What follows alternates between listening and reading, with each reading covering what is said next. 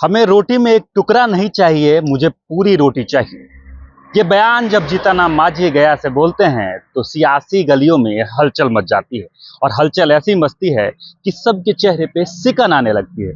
अभी हम ये बात क्यों कह रहे हैं, हम आपको बता दें कि कल गया के शेरघाटी में केंद्रीय मंत्री जीतन मांझी पहुंचे थे। वहां गरीब चेतना सम्मेलन में वहां बातें कर रहे थे और वहां पे एक ऐसा बयान दिया जिसके बाद सियासी गलियों में हलचल पैदा हो गई है। उनका कहना था कि इस बार 40 सीटों पे वो दावा कर रहे हैं, यानी विधानसभा चुनाव 2025 में उन्होंने कह दिया कि वो 40 सीट पे चुनाव लड़ेंगे और 40 सीट के साथ साथ शेरघाटी सीट पे भी उन्होंने दावा कर दिया कि इस पर भी हम पार्टी ही चुनाव लड़ेगी। अब जिसके बाद सियासी गलियारों में और एनडीए में एक तरह से मानिए हलचल पैदा हो गई। एक तरह से इसको प्रेशर पॉलिटिक्स भी माना जा रहा है।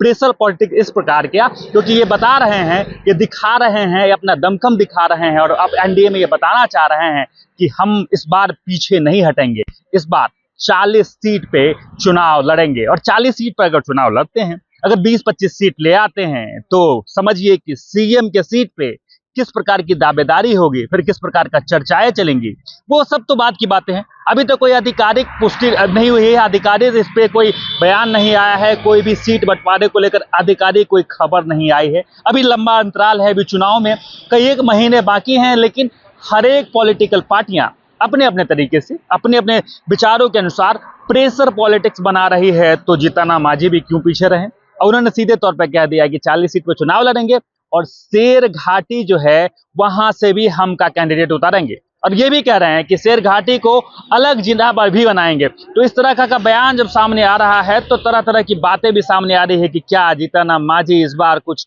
अलग गुल खिलाएंगे, कुछ नया करेंगे।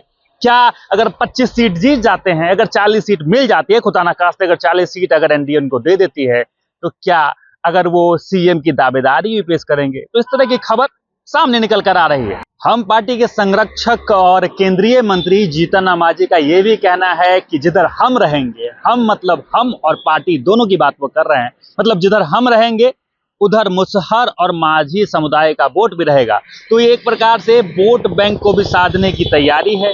विधानसभा चुनाव में भी कुछ समय बाकी है, लेकिन इस प्रकार की जो प्रेशर पॉलिटिक्स है, इससे एनडीए में जरूर हलचल पैदा हो सकती है। सीट बंटवारे को लेकर पसोपेश भी हो सकता है, कई तरह की चर्चाएं भी हो सकती है। जीतन मांझी ये भी कहते हैं कि वो चाहते हैं कि कम से कम वो 20 सीट जीतें। अगर वो 20 सीट जीतेंगे तो असेंबली में मजबूती के साथ हर एक मुद्दे पर वो आवाज उठा सकते हैं, हर एक मुद्दे की बात कर सकते हैं और अपनी मजबूती से अपना पक्ष भी रह सकते हैं। हालांकि अभी टाइम है, अभी विधानसभा चुनाव में आप मानिए तो 5-6 महीने का भी समय बाकी है। तब तक ये अपना हर एक पॉलिटिकल पार्टी जो प्रेशर बना रहे हैं उसका कितना प्रभाव पड़ता है ये तो वक्त ही बताएगा, लेकिन एनडीए का सीट बंटवारा में कुछ न कुछ हलचल जरूर पैदा होगा। लगातार इस तरह खबरों से आपको रूबरू कराते रहेंगे। हमारे साथ जुड़े रहें और देखते रहें सच टॉक्स।